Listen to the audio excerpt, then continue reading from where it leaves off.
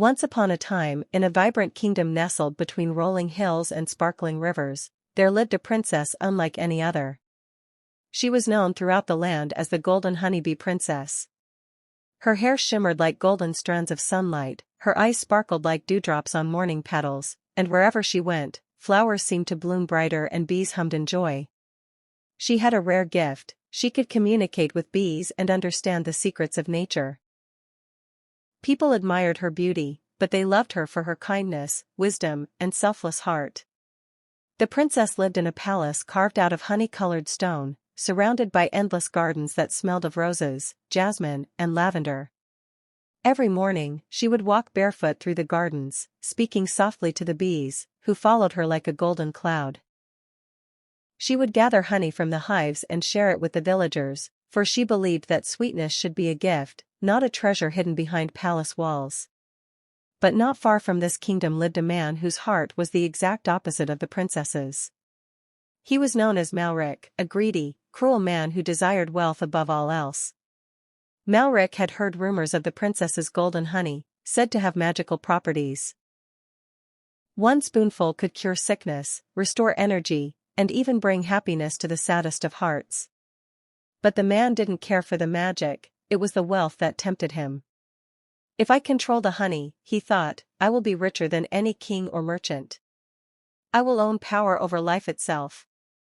One golden morning, the princess wandered near the forest's edge with her bees. The sun sparkled on the honeycombs in the hives, creating a dazzling golden glow. She hummed a tune, and the bees responded with a gentle, harmonious buzz. But in the shadows, Malric watched. His eyes gleamed with greed, and a wicked plan formed in his mind. That night, under the cover of darkness, he crept into the gardens. He carried a net made of iron chains and ropes enchanted to trap magical creatures. With cruel precision, he captured the princess's bees, intending to force her to reveal the secret of the golden honey. When the princess awoke the next morning, she found her beloved bees gone. Panic surged in her heart. "Oh, my sweet friends," she cried, tears streaming down her cheeks. "Who could have done this?" She searched the gardens and followed the trail of broken petals, which led her to the edge of the dark forest. Meanwhile, Malric was in his lair, a grim stone house hidden deep in the woods. He had placed the bees in large golden cages, and he sent a messenger to the princess, demanding that she bring all her honey to him, or he would harm her bees. The princess was faced with a choice: obey the greedy man or risk the lives of her beloved companions. But she was brave and clever, not merely obedient. She said to herself, I will not let greed destroy the joy of life. I will save my friends with wisdom, not surrender. That night, the princess dressed in a cloak woven from the petals of night-blooming flowers, whose fragrance would lull anyone into sleep.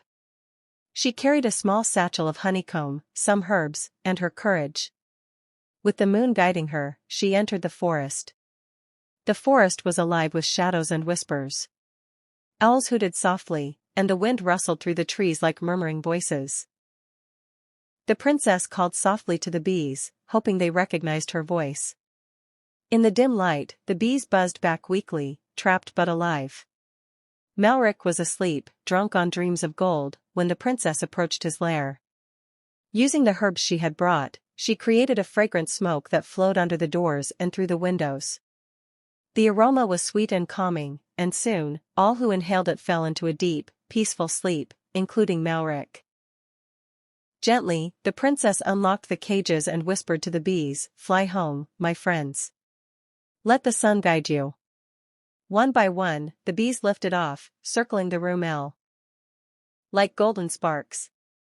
They hummed in delight, and as they did, their combined magic transformed the cages into shimmering dust. But the princess did not leave Malric in the forest. She stood over him and said, "Your greed has blinded you, but you can still change. Let this be a lesson: wealth is nothing without love, kindness, and respect for life." Then, as the morning sun pierced through the trees, she guided him back to the edge of the forest, leaving him humbled and alone. News of her bravery spread throughout the kingdom. The villagers cheered, the flowers bloomed brighter, and the bees' hum sounded like a symphony of gold. The princess returned to her palace, her heart full, knowing that love and courage were more powerful than any gold or treasure. Time passed, and Malric did not forget the princess's mercy. He tried many times to amass wealth, but nothing brought him happiness. Eventually, he returned to the palace, humbler and wiser. He asked the princess for forgiveness, not for the treasure, but for the cruelty he had once carried in his heart. The princess smiled and said, "True change is worth more than gold. If you work with kindness, you will find the happiness you seek." She gave him a small jar of honey, not for profit, but for the sweetness it could bring into a heart ready to change. Malric tasted the honey and felt a warmth spread through him, not magic, but the simple joy of giving and sharing. From that day forward, he abandoned greed and became a man of goodwill. Together with the princess, they started initiatives to teach the villagers the value of kindness, humility, and harmony with nature. The kingdom flourished like never before. Gardens bloomed endlessly, bees danced in the air, and laughter filled the streets. And the Golden Honeybee Princess remained a symbol of courage, compassion, and wisdom, teaching everyone that even the smallest act of kindness could overcome the darkest greed. Years later, children would gather around the palace gardens, listening as the princess told them tales of bravery and empathy. She would point to the buzzing bees and say, "These little creatures remind us that harmony is more precious than gold. Treasure life, cherish your friends, and always act with a generous heart." Even as she grew older, her golden hair still gleamed like honey in the sunlight, and her heart remained pure. She had learned that the greatest treasure of all was not honey or gold, but the bonds we form, the lives we touch, and the courage to act rightly in the face of greed. And so, the kingdom lived happily ever after. The princess and her bees continued their magical dances through the gardens, and even Malric, once greedy and selfish, found joy in spreading kindness and helping others. The tale of the Golden Honeybee Princess and the greedy man became a legend passed down through generations, reminding everyone that no wealth could ever compare to a heart full of love, bravery, and generosity.